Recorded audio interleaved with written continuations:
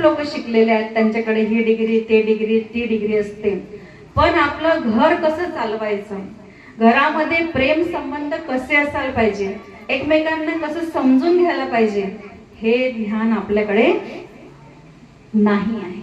तर याला म्हटलं आहे अज्ञानाची रात्र.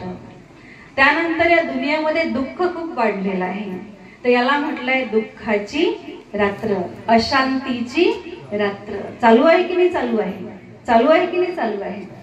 अशा या घोर रात्रीला परिवर्तन करण्यासाठी कुणाला यावं लागते, जे त्यांनी गीतेमध्ये आपल्याला वचन दिलं की यदा यदा ही धर्मस्य, तो ईश्वर सृष्टीवर येऊन आपल्याला सुख, शांती आणि पवित्रता प्रदान करण्याचं काम करतो. म्हणून आपण दरवर्षी त्यांच्या आठवणीमध्ये काय करतो, महाशिवरात्री साजरी करतो.